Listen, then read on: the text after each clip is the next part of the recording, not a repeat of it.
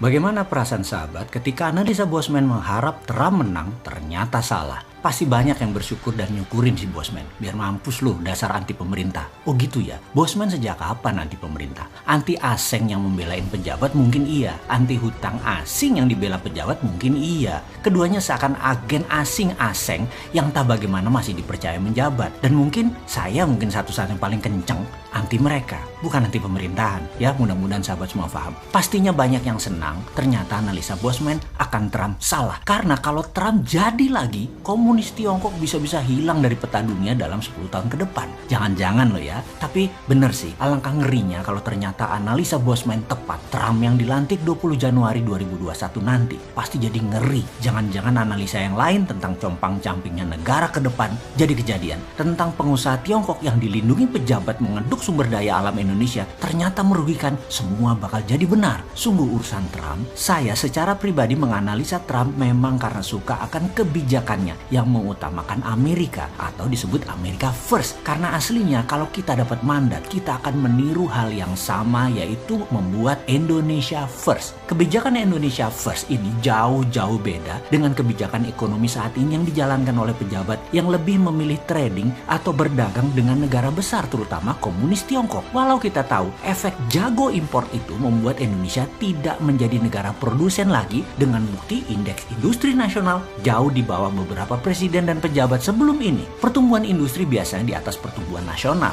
Tapi saat ini, sudahlah, males diskusinya. Terlalu banyak pemujanya yang gak punya ilmu industri mendadak menyerang kita nantinya. Di trading yang saat ini jadi pilihan, yang diuntungkan adalah rent seeker atau pengejar rente, atau pejabat yang punya kekuatan mengubah peraturan supaya menguntungkan pengusaha negara lain itu yang lebih banyak diuntungkan. Untung rakyat gak banyak ngerti cara ngelola negara pilihannya yang sekarang ini dilakukan. Jadi aman pejabat tadi berlindung di balik orang baik, yang sederhana, yang populer. Amanlah hidup pejabat-pejabat tadi karena tamengnya memang baik. Mengapa enak jadi rent seeker? Karena pengusaha negara lain dan pejabat negara lain, terutama BUMN Tiongkok, berani taruh di muka pelicin-pelicin tadi. Bagi banyak pejabat hal ini yang namanya low hanging fruit. Tinggal petik aja tuh buah yang udah mateng. Gak perlu proses panjang untuk mendapatkan duit dari produksi atau dari manufaktur. Dagang aja. Import adalah salah satu kebijakannya yang waktu kampanye janjinya akan tidak ada impor. Tapi hebat ya, saya salah analisa. Karena ingin Trump menang lebih dimaki-maki daripada kebijakan import yang terus ada dan menyalahi janji kampanye. Juga hutang-hutang yang terus dibuat yang juga menyalahi janji kampanye. Ini tidak dipermasalahkan. Mangkraknya proyek LRT, gak kelarnya ibu kota. Salah janji kampanye jauh lebih mulia daripada salah analisa Trump yang anti Tiongkok kalah di Pilpres Amerika. Saya salah analisa saja belum tentu. Kalau 20 Januari 2021 Trump dilantik, apa lu pada cium tangan Bosman? Ya enggak lah, kita asik-asik aja. Kita bukan kayak pejabat yang jumawa pamer-pamer. Mau bener mau salah itu hanya analisa. Gak ada yang harus dibanggakan. Tapi salah janji kampanye tidak dosa, malah dipuja-puja. Ini saya heran.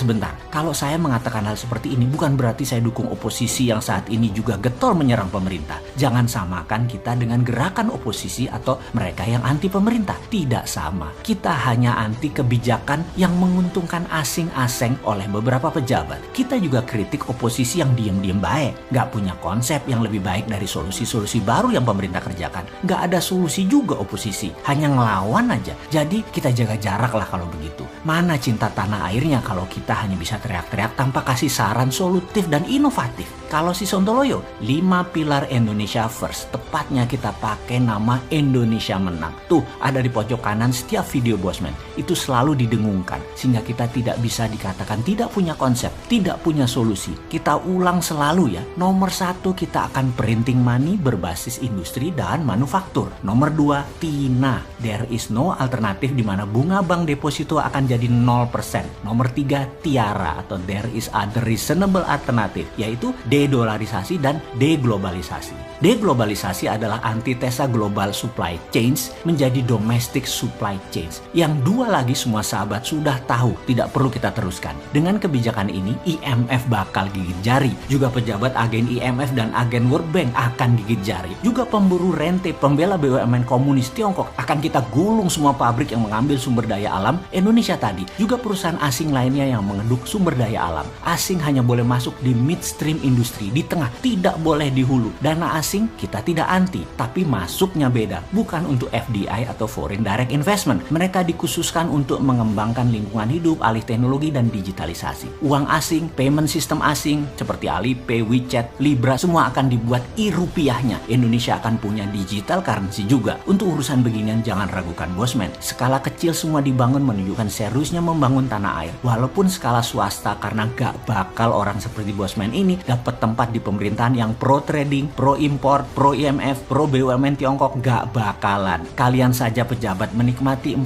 tahun lagi ya. Mudah-mudahan gak compang-camping negara ini tergadai selama beberapa tahun ke depan. Bosman, walaupun miskin begini punya dinaran sebagai WeChat dan Alipay-nya yaitu payout system. Kemudian untuk funding UKM, Santara yang terbesar dan terbaik saat ini walaupun usia baru 2 tahun, 250.000 member terus memenuhi investasi ke UKM sebagai kontribusi membangun ekonomi bottom of pyramid. Jadi begitu e-rupiah siap, begitu SWF siap, begitu printing money siap, Indonesia tinggal terbang tanpa asing dan asing. Sabar ya, kita kasih kesempatan pemburu rente biar lebih kaya lagi. Ini semua pilihan kalian kan? Toh secara mayoritas memang kalian pendukung SDA kita diambil asing.